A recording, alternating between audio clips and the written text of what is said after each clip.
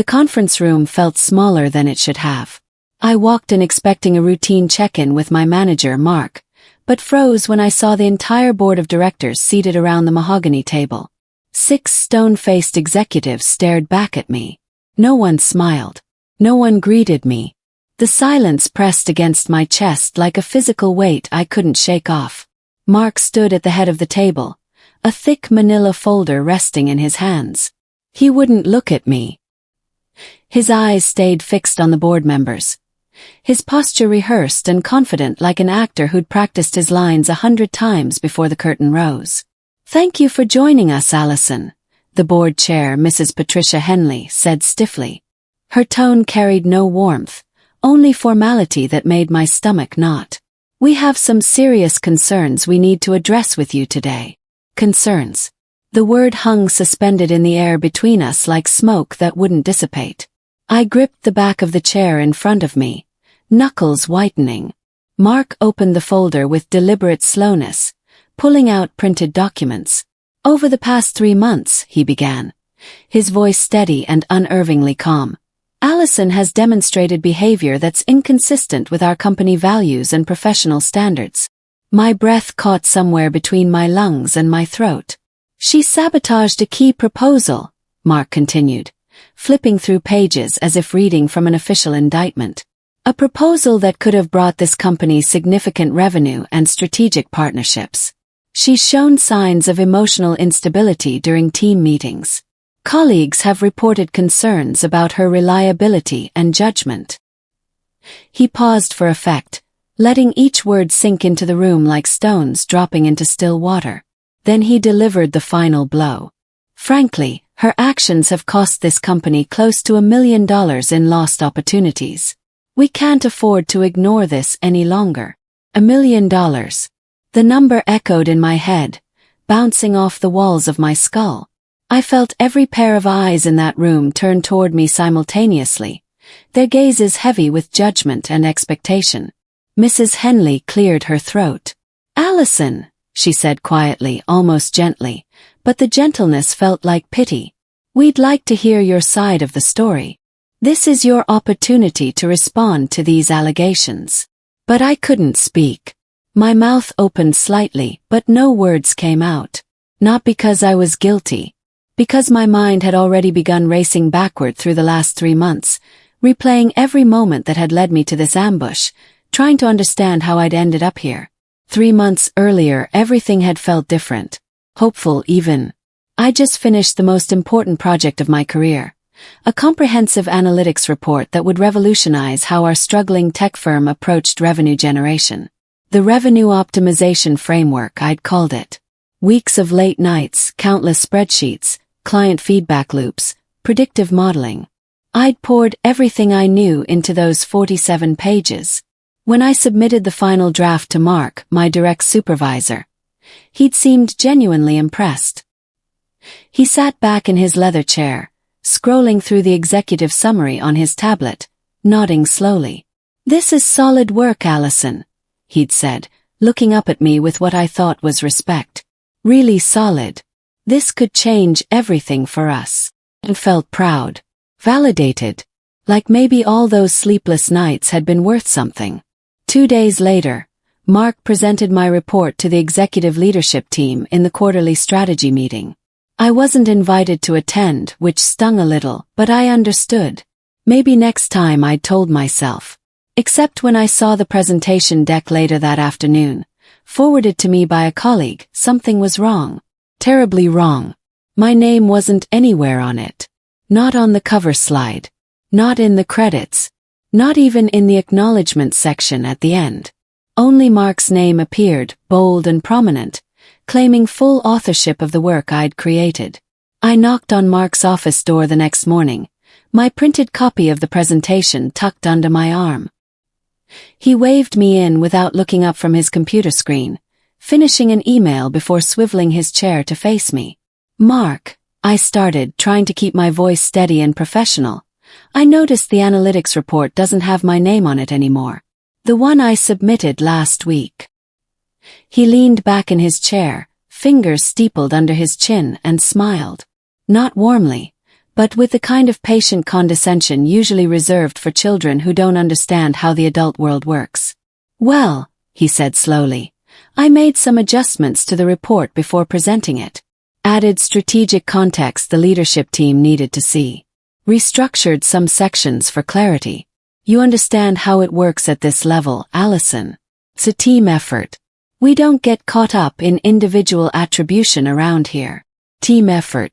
The phrase sounded reasonable on the surface, but something about the way he said it felt wrong. Dismissive. Like my weeks of work were just raw materials he'd refined into something presentable. I wanted to argue. To point out that putting his name alone on the report wasn't exactly team attribution either. But I swallowed the words and nodded instead. Maybe I was being overly sensitive. Maybe this was just how corporate leadership worked and I needed to accept it. But curiosity got the better of me. That evening, I requested access to the final version of the report through our document management system. When I opened it and began reading, my confusion turned to something sharper. Anger maybe. Or betrayal. Mark hadn't just added context. He'd changed my core recommendations. My carefully researched projections had been watered down, made more conservative. The aggressive implementation timeline I'd built, based on industry benchmarks and competitive analysis, had been stretched out and made vague. He'd taken my sharpest insights and dulled them until they were safe, comfortable, forgettable. When the leadership team reviewed his modified version, they'd approved it immediately. But the framework they'd approved wasn't really mine anymore. It was some diluted compromise that would produce moderate results at best. And Mark's name was the only one attached to it. I closed my laptop and sat in the darkness of my apartment, staring at nothing. Something had shifted. I couldn't name it yet, but I felt it in my gut. This wasn't just an oversight or a miscommunication. This was the beginning of something deliberate. Something I didn't fully understand yet but would soon learn to recognize. Mark wasn't just taking credit for my work. He was positioning himself above me, establishing a hierarchy where his contributions mattered and mine didn't. Over the following weeks, the pattern became impossible to ignore. Mark stopped inviting me to strategy meetings I'd always attended before. My name disappeared from project tracking boards in our team workspace. Tasks I'd been leading for months suddenly showed Mark listed as the primary owner in our management software. When I tried to access shared client files one morning, I discovered my permissions had been downgraded. I had to request access through Mark for documents I'd created myself. I scheduled a one-on-one meeting with him, determined to address what was happening directly. When I walked into his office, he was scrolling through his phone, barely acknowledging my presence. "Mark," I said, sitting down across from him, "I noticed I'm not being included in the client strategy calls anymore. The ones with the Berkshire account. I've been managing that relationship for over a year." He finally looked up, his expression neutral. "We're restructuring some responsibilities. You know how it is. Things change. Teams evolve." He set his phone down and leaned forward slightly, his voice taking on a tone that felt almost fatherly. "You just need to focus on being a team player, Allison. Don't make this about you." Team player. As if I hadn't been carrying half his workload for the past 2 years while he took extended lunch meetings and left early for golf. I left his office feeling smaller somehow. Diminished. The next week, an email appeared in my inbox that made my blood run cold. The subject line read, "Performance Development Plan." I opened it slowly, hands hovering over my keyboard. I'd never received any kind of performance warning in my entire career. My annual reviews had always been strong. Consistently strong. Above expectations. High performer. But this document told a different story. It listed vague complaints that felt like they'd been pulled from thin air. Difficulty collaborating with team members. Resistance to constructive feedback. Inconsistent communication with leadership. None of it was specific. None of it included examples or dates or incidents. Just broad, subjective accusations that could mean anything or nothing. I read it 3 times, feeling my confusion harden into something else. Clarity, maybe. Or recognition. This wasn't about my performance. This was about documentation. Mark was building a paper trail, creating an official record that painted me as a problem employee. And he was doing it carefully, using language vague enough that I couldn't easily refute it but damaging enough to establish a narrative. I printed the document, my hands shaking slightly, and placed it in a folder I started keeping at home. I labeled it simply, evidence, because something told me I was going to need it. Something told me Mark wasn't finished. He was just getting started, building toward something I couldn't see yet but could feel approaching like a storm gathering on the horizon. 2 weeks later, a coworker named Bryce approached me in the break room. Bryce was quiet, kept to himself mostly, but we'd always had a cordial professional relationship. He glanced nervously over his shoulder before sliding a folded piece of paper across the counter toward me. "You should see this," he whispered, his voice barely audible above the hum of the refrigerator. "I wasn't supposed to see it either, but I thought you deserved to know." My hands trembled slightly as I unfolded the paper. It was a printed email. From Mark to our VP of Operations, Vincent Caldwell. The subject line read, "Confidential concern requires immediate attention." I began reading, and my stomach dropped with each sentence. "Vincent, I want to bring to your attention a developing situation that concerns me greatly. I have reason to believe Alison Crawford may have accessed and potentially leaked proprietary client data to outside parties. I don't have definitive proof yet, but several irregularities in document access logs have raised red flags. I'm continuing to monitor the situation closely, but I felt you should be aware given the sensitive nature of our client relationships and the potential legal implications." The email was dated 3 days ago. At the bottom I saw the forwarding note. Mark had sent a copy to Mrs. Henley, the board chair, yesterday morning. I looked up at Bryce, my voice barely working. "This isn't true. I never leaked anything. I've never even accessed confidential data without proper authorization and documentation." Bryce nodded quickly. "I know. That's why I'm showing you. Because I've seen Mark do this before, Alison. 3 years ago, to another analyst named Catherine. He built a case against her piece by piece until she resigned rather than fight it. She couldn't prove anything, and by the time she left, her reputation was destroyed." He glanced toward the hallway, making sure we were still alone. "You need to protect yourself. Document everything. Because Mark doesn't stop once he starts. He just keeps pushing until you're gone." I carefully refolded the email and put it in my bag. My mind was racing now, trying to process the implications. The board thought I was a security risk. They thought I'd betrayed client confidentiality. Mark had planted that seed, and it was already growing in the minds of the people who controlled my career.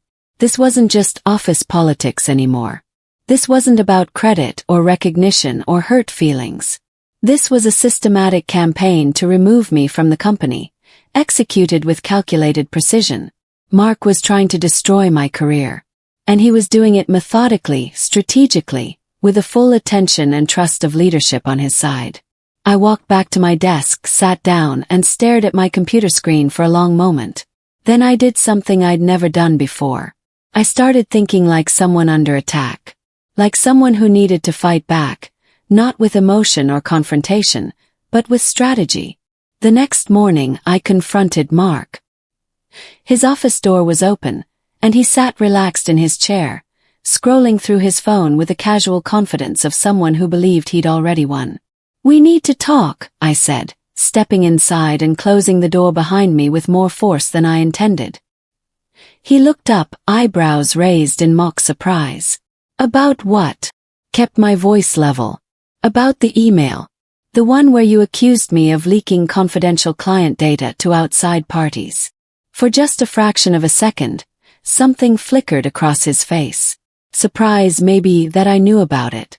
But he recovered quickly, his expression smoothing back into neutral professionalism. "Alison," he said, setting his phone down and folding his hands on his desk, "I didn't accuse you of anything. I raised a concern based on access pattern anomalies I observed. That's my responsibility as a manager. That's literally part of my job description. Based on what evidence? I pressed, stepping closer to his desk. What specific anomalies? What data? What timestamps? He shrugged, completely unbothered by my questions. I don't need to justify my concerns to you. I report to leadership, not to my direct reports. But here's some advice, Allison. He leaned back in his chair, that condescending smile returning. Perception is everything in this business. You should know that by now. It doesn't matter what actually happened. It matters what people believe happened. The words landed like a slap across my face. He wasn't even pretending anymore. He was telling me directly that truth didn't matter. Only narrative mattered. Only his version of reality. I left his office without another word, my heart pounding against my ribs. That afternoon, another email arrived from Human Resources. Subject, Board Inquiry, your attention required. Dear Allison, please be advised that a formal inquiry has been opened by the Board of Directors regarding concerns about your recent conduct and performance. You may be contacted for additional information or clarification as the review process continues. Please make yourself available for questions and meetings as needed. Thank you for your cooperation. The message was clinical, bureaucratic, deliberately vague. But the implication was crystal clear. I was under investigation. My job, my reputation, my entire career was now in question. And Mark had orchestrated all of it. He'd planted doubt, built documentation, involved leadership, and created an official process that put me on the defensive before I'd even realized I was under attack. I sat at my desk, staring at the email, and felt something shift inside me. Not panic, not fear. Something colder and more focused. If Mark wanted to play this game, I would play it better. I would document everything. I would collect evidence. I would build my defense quietly, methodically, while he assumed I was too rattled to fight back effectively. He thought he'd cornered me. But he'd actually just motivated me to become strategic in ways I'd never been before. Because survival wasn't about emotion now. It was about preparation. And I was just getting started. That same week, my phone buzzed with an unknown number. I normally ignored unknown calls, but something made me answer this one. Instinct, maybe. Hello, is this Allison Crawford? A calm, professional voice asked. Yes, speaking. Allison, my name is Philip Harlan. I'm the CEO of Harlan Systems. We worked together briefly on the Porter integration project about 14 months ago. Do you remember? I did remember.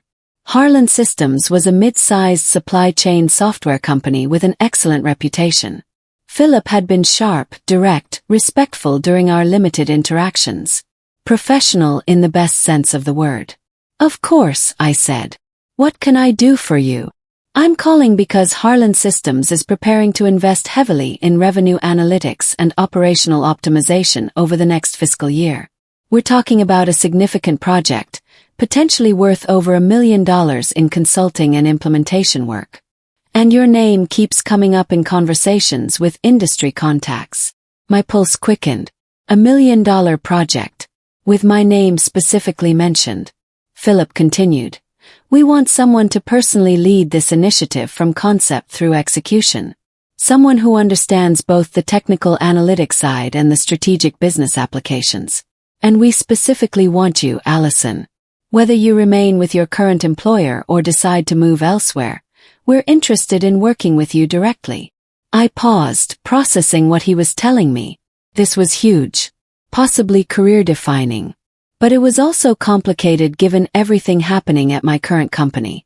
Can I ask why specifically me? I said carefully. Philip's answer came without hesitation.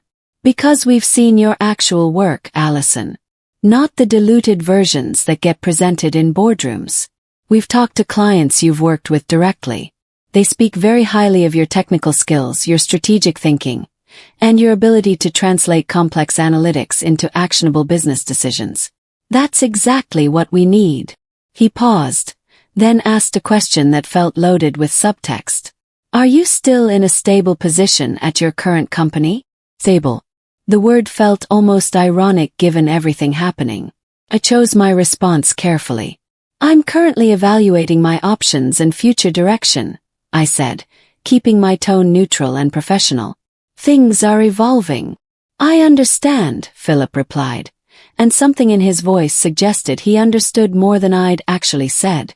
Well, I'd like to move forward with initial conversations. Can we schedule a time to discuss the project scope in more detail? Perhaps somewhere off-site where we can talk openly. Yes, I said, my decision crystallizing even as I spoke. Let's do that. We set a meeting for the following week at a coffee shop across town, far from my office. As I hung up, I realized something important. While Mark was busy destroying my reputation internally, I just received validation from outside. Proof that my actual work, my real capabilities, had value in the market beyond the narrative Mark was constructing. He was trying to erase me from one company. But maybe, just maybe, I was about to build something better somewhere else. Over the next several days, I made a decision that would define everything that followed. I would survive long enough to secure my exit strategy. I would play defense while building offense. I would document Mark's behavior while simultaneously creating options outside the company. I started requesting everything in writing. Every task assignment, every deadline, every instruction. No more hallway conversations or vague verbal directions that could be reinterpreted or denied later. Can you send that to me in an email? Became my standard response to everything Mark said. He noticed immediately. Why are you suddenly being so formal about everything? He asked one afternoon, irritation creeping into his voice. Just want to make sure I'm following all instructions correctly, I replied evenly, keeping my expression neutral. Documentation helps me stay organized and accountable. The word accountable made his jaw tighten slightly, but he couldn't argue with the logic. I also began backing up my work files religiously. Every report, every analysis, every piece of client feedback. I created anonymized copies where necessary, stripped of proprietary identifiers, and stored them on an encrypted external drive at home. Everything was documented, time-stamped, and preserved. Mark could lock me out of company systems, but he couldn't erase what I'd already secured. I was building my own record of the truth, independent of whatever narrative he was constructing in official channels. He didn't know it yet, but every move he made against me was being quietly recorded, catalogued, and saved for a moment when it would matter most. Mark's tactics escalated. He began assigning me projects with deadlines that were nearly impossible to meet, then CCing senior executives on every email to create a paper trail documenting my supposed struggles. Allison, I need the complete vendor analysis by close of business today. He'd write in an email sent at 4:15 p.m., knowing the analysis required at least 8 hours of work. 2 hours later, he'd follow up with another email, executives copied. Still waiting on the vendor analysis. The client is asking for it. This is becoming a pattern of missed deadlines. But I met every deadline. Barely, working until midnight some nights, but I met them. I refused to give him ammunition based on actual performance failures. Then Bryce approached me again in the parking lot one evening as I was leaving. People are talking, he said quietly, glancing around to make sure no one was within earshot. Mark's been telling the leadership team that you're one breakdown away from quitting. He's saying you can't handle the pressure, that you're becoming a liability. One breakdown. The phrase echoed in my mind. Mark was planting seeds everywhere, creating a narrative of instability and incompetence that would justify whatever he did next. The gossip was spreading through the company like a virus, infecting perceptions before I even knew I needed to defend myself. But I didn't respond emotionally. I didn't defend myself publicly or try to counter the rumors. Instead, I kept working, kept documenting, kept preparing. Because while Mark was busy managing perceptions, I was building something he didn't see coming. Something concrete and undeniable. My meeting with Philip Harlan happened on a Thursday afternoon at a quiet cafe 20 minutes from my office. He arrived exactly on time, dressed business casual, carrying a leather portfolio. We ordered coffee and moved to a corner table where we could talk privately. Philip didn't waste time on small talk. "I'll be direct, Allison," he began, opening his portfolio and pulling out a project overview document. "Harlan Systems wants to completely overhaul our revenue forecasting and operational analytics framework. We're talking about predictive modeling, real-time dashboards, integration across multiple business units. It's complex, high-stakes work." He slid the document across the table. I scanned it quickly. The scope was impressive. Challenging. Exactly the kind of project that could define a career. "We've interviewed several consulting firms," Philip continued, "but they all want to assign teams of junior analysts who'll learn on our dime. We don't want that. We want someone who can lead this from day one. Someone who's already proven they can deliver results." He looked at me directly. "We want you to write us a formal proposal. Not through your current company. From you personally. We want to see your vision for how this project should be executed." I hesitated. Writing a personal proposal meant stepping outside my current role, essentially preparing to leave. But staying meant waiting for Mark to finish what he'd started, which seemed inevitable now. "If I write this proposal," I said carefully, "you understand it means I'm preparing to transition out of my current position?" Philip nodded. "We understand completely. And we'll move as quickly as you need us to." I spent the next 2 weeks writing the proposal in secret. Late nights at my apartment. Early mornings at coffee shops. Weekends in the library. I built a comprehensive framework that showcased everything I knew about revenue optimization, predictive analytics, and operational integration. It was the best work I'd ever done.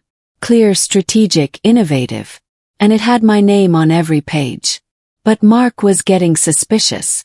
I caught him hovering near my desk when I was away, saw him talking quietly with IT staff, noticed him asking coworkers casual questions about what projects I was working on lately.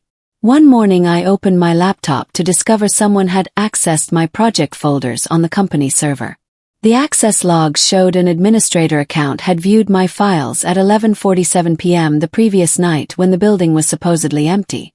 Someone was digging, trying to figure out what I was planning. Mark was getting desperate, sensing that he was losing control but not understanding why. I immediately moved all my critical files to an encrypted cloud storage account and deleted them from company servers. Everything I needed for the Harlan proposal, every piece of evidence I'd collected against Mark, every backup of my original work, all of it went off-site where he couldn't access it. If he wanted to spy on me, he'd find nothing but routine work files. The important stuff was beyond his reach now. Protected. Waiting for the right moment. I needed one more piece of evidence. Something undeniable that would prove Mark's behavior wasn't just my perception but documented reality. So I sent him a simple, straightforward email. Professional tone. Reasonable question. "Hi Mark, I wanted to clarify the task you mentioned yesterday regarding the client revenue reforecast for the Thompson account. Can you confirm the specific deadline and scope of analysis you're looking for? I want to make sure I understand your expectations correctly. Thanks." His response arrived an hour later, and it was exactly what I needed. Better than I'd hoped. "Allison, I've explained this assignment 3 separate times already. If you can't keep up with basic instructions and retain simple information, maybe you're not cut out for this level of responsibility. Either get it done correctly by tomorrow morning, or I'll reassign it to someone more competent who can actually handle the workload without constant hand-holding." The tone was belittling, unprofessional, hostile. And it was preserved forever in a company email system with timestamps, server logs, and metadata proving its authenticity. I didn't reply to his message. Instead, I forwarded it to Human Resources with a simple, neutral subject line. For record-keeping purposes. I didn't file a formal complaint. Didn't accuse him of anything. Just submitted it to the system with minimal commentary, creating an official record that this email existed. HR's automated response acknowledged receipt. Nothing more. But the evidence now existed in their system, time-stamped and preserved. If Mark ever claimed I was the problem, this email would tell a different story. Small moves. Quiet documentation. Building a case piece by piece while he assumed I was too intimidated to fight back strategically. The sabotage became direct and obvious. Mark submitted a request to IT asking them to lock me out of the analytics dashboard system I'd built and maintained for over 2 years. His justification: security concerns pending investigation. I discovered the lockout when I tried logging in one Monday morning and saw a bright red error message. Access restricted. Contact system administrator. My heart pounded. That dashboard contained months of work, client projections, analysis frameworks. Everything I needed to do my job effectively. And Philip Harlan had requested the final analytics framework document that same afternoon for his board of directors to review before approving the project budget. I sat at my desk, staring at the locked screen, feeling the walls closing in. If I couldn't deliver this file, the entire Harlan opportunity would collapse. Mark would win. Everything I'd been building would fall apart. Then I remembered something. 3 weeks earlier, following my new protocol of backing everything up, I'd created an anonymized copy of the entire analytics system on an encrypted flash drive. Standard industry practice. Fully compliant with data protection policies. All proprietary client identifiers stripped out and replaced with generic codes. I pulled the flash drive from my bag, hands steadier now. Plugged it in. Opened the files. Everything was there. Complete. Perfect. I reformatted the document for Harlan's specific needs and sent it with a professional note. Philip, attached is the requested analytics framework document. Please let me know if you need any clarifications or additional detail on any sections. His response came within 90 minutes. One sentence that changed everything. We're ready to move forward immediately. Can you speak privately tomorrow? Philip and I met the next morning at the same cafe. This time he brought contracts. Allison, he said, sliding a folder across the table. Harlan Systems wants to hire you directly. Not as a consultant. As a senior director leading this entire initiative. And we want to do it immediately. I opened the folder, scanning the offer letter. The salary was significant. More than I currently made. But more importantly, the role was everything I'd been working toward for years. The $1 million project comes with you, Philip continued. We're not interested in working with another company or another consultant. We're investing in you specifically. Your expertise. Your vision. Your leadership.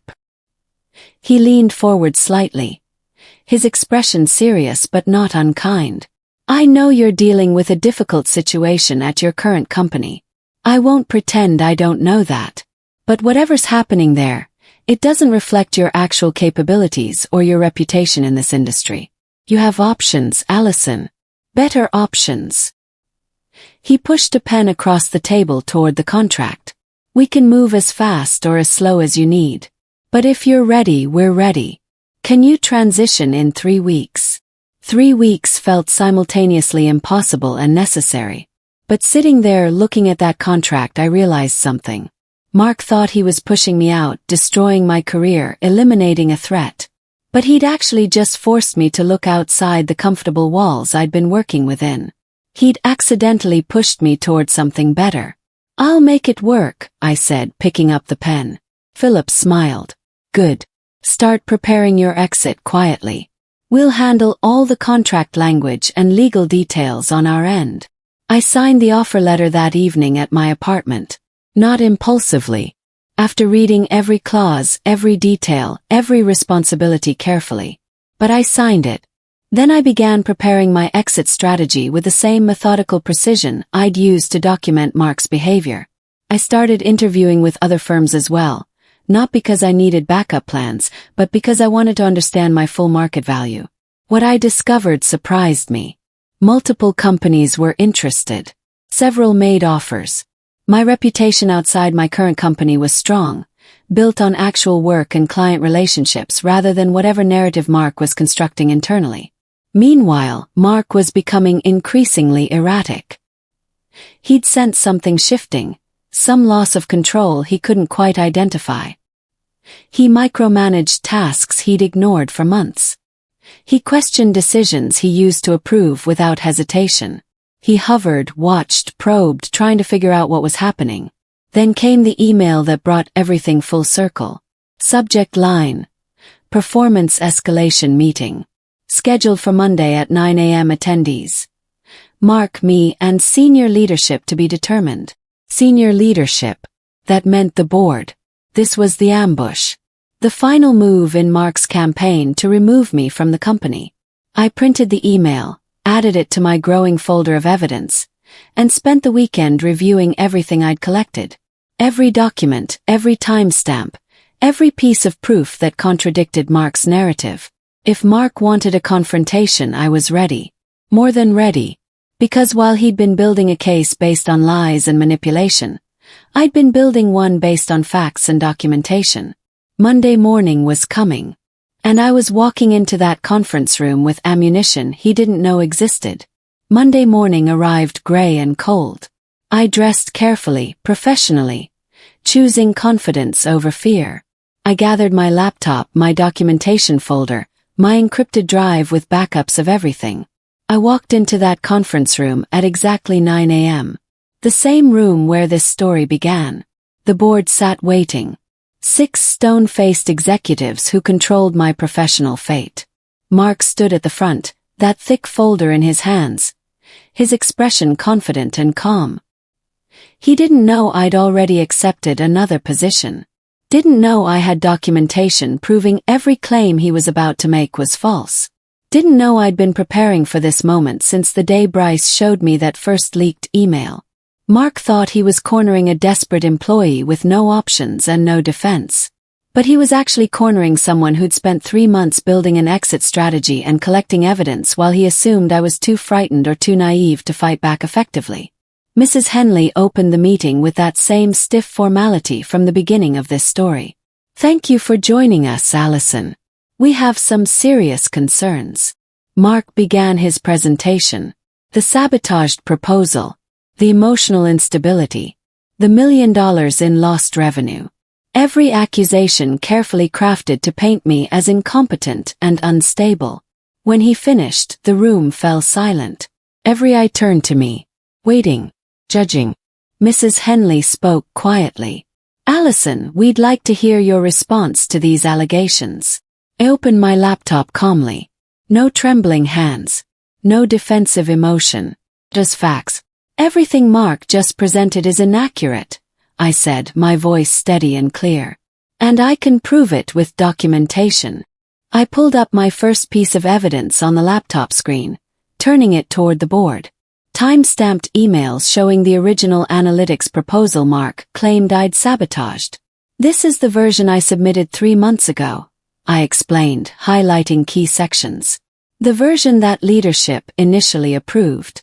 And this," I switched screens, "is the version Mark presented to you 3 days later.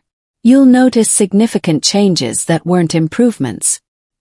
He removed critical implementation steps, watered down projections, and extended timelines without consulting me or the data." Mark shifted in his seat, his confident expression beginning to crack slightly.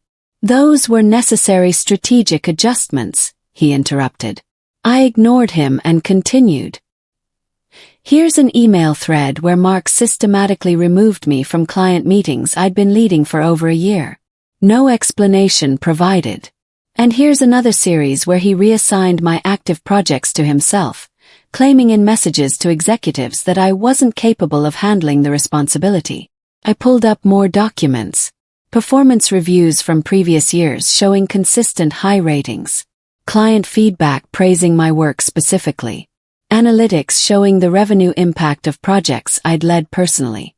One board member, a woman named Veronica Strand, leaned forward to study the screen more carefully.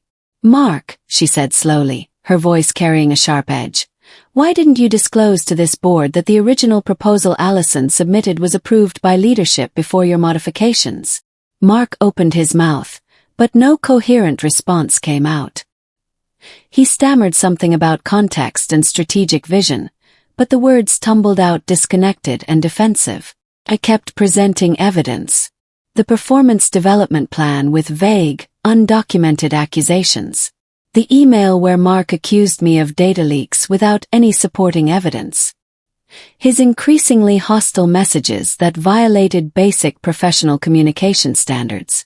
The room grew heavier with each piece of documentation. The narrative Mark had carefully constructed was collapsing in real time, exposed as manipulation rather than management. Finally, Mrs. Henley raised her hand, stopping my presentation. "We need to pause this meeting. Something feels very off about what we're hearing." She looked directly at Mark. "We'll need to review all of this documentation more carefully before proceeding." She dismissed both of us from the conference room. Mark walked out first, his jaw clenched tight, hands balled into fists. The confident manager from 30 minutes ago had vanished, replaced by someone who suddenly realized his carefully constructed narrative was unraveling. I sat outside in the hallway, my heart pounding but my mind clear. I'd done what I came to do. I'd presented facts, not emotions. Evidence, not accusations. My phone buzzed. An email from Summit Analytics, the consulting firm I'd interviewed with 2 weeks ago as a backup option. Subject: official offer letter. I opened it carefully. 6-figure salary. Signing bonus. Senior leadership role with the specific responsibility of managing the Harlan Systems project worth over $1 million. They wanted my answer today. I stared at the screen, letting the moment settle over me like a blanket. This was it. The bridge I'd been building for 3 months. The exit strategy Mark had inadvertently forced me to create. I typed one word in response. Accepted. Hit send. The decision was made. I was leaving but on my own terms, walking toward something better rather than running away from something broken. 10 minutes later, Mrs. Henley opened the conference room door and gestured for me to come back inside. Mark wasn't there. "Allison," she said, her tone softer now but still formal, "we're launching a full investigation into Mark's conduct and management practices. This will take time. But I want you to know that we take these concerns seriously." He nodded. "I appreciate that, Mrs. Henley. But I need to tell you something. I've accepted a position with another company. I'll be submitting my formal resignation this afternoon." Her expression shifted to something between surprise and regret. "I see. Well, we understand. Given everything that's happened, we certainly understand." As I walked back to my desk, Mark appeared in the hallway. His face was pale, his earlier confidence completely gone. He blocked my path, his voice dropping to an urgent whisper. "Allison, please," he said, and I'd never heard him sound this desperate before. "You have to tell them I'm not a bad person. That I made mistakes, yes, but that I'm not some villain. Please. Just tell them it was a misunderstanding. That we can work this out." I looked at him for a long moment. For 3 months, he'd systematically tried to destroy my career, my reputation, my sense of professional worth. He'd lied to leadership, manipulated documentation, spread rumors, isolated me from opportunities. And now he wanted mercy.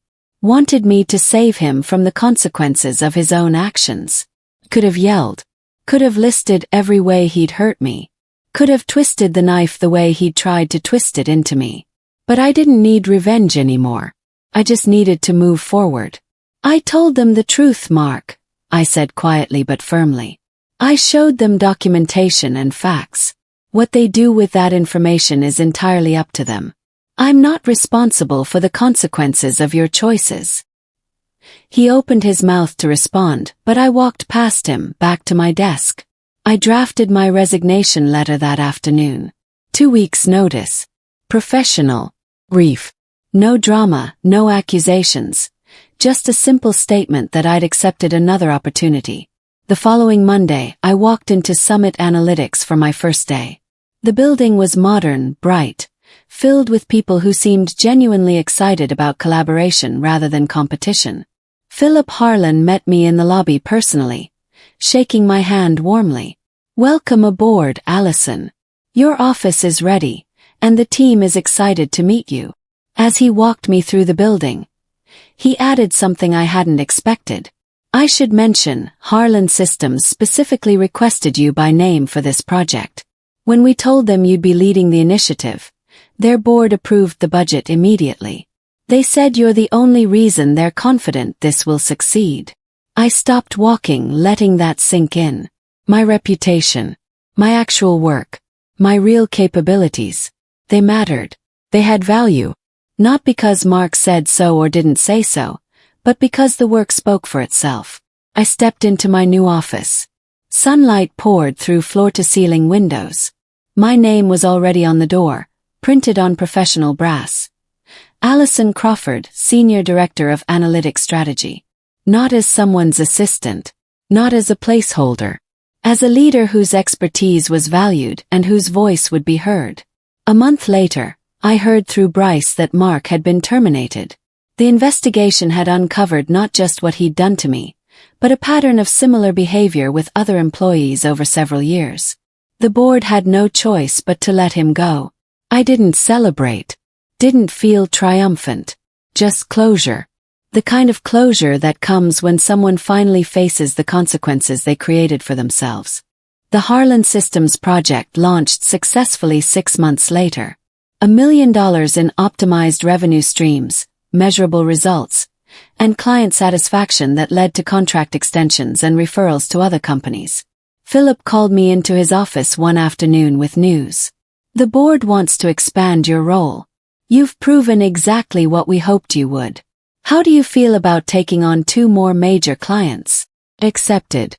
Not because I needed external validation anymore, but because I'd finally found a place that recognized my worth without me having to constantly fight for acknowledgement. Looking back now, I understand something important. Mark didn't fail because I destroyed him. He failed because he destroyed himself through his own choices and actions. I just refused to let him take me down in the process. The lies, the manipulation, the board ambush. All of it was designed to make me disappear, to erase my contributions and eliminate what he perceived as a threat. But I didn't disappear. I documented. I prepared. I stayed calm when he wanted me to break emotionally. I built strategic options while he assumed I was too frightened to think clearly. And when the moment of confrontation finally came, I didn't fight with anger or emotion. I fought with facts, with evidence, with truth that couldn't be dismissed or reinterpreted. Sometimes the most powerful response to injustice isn't dramatic confrontation. It's methodical preparation. It's collecting evidence while others are collecting gossip. It's building options while others are building walls. Mark spread lies to the board, trying to cost me my career and my reputation. I signed $1 million contract that proved who was actually right. The truth won. Not because truth always wins automatically, but because I fought for it strategically, patiently, and with documentation that made it impossible to ignore. And that made all the difference.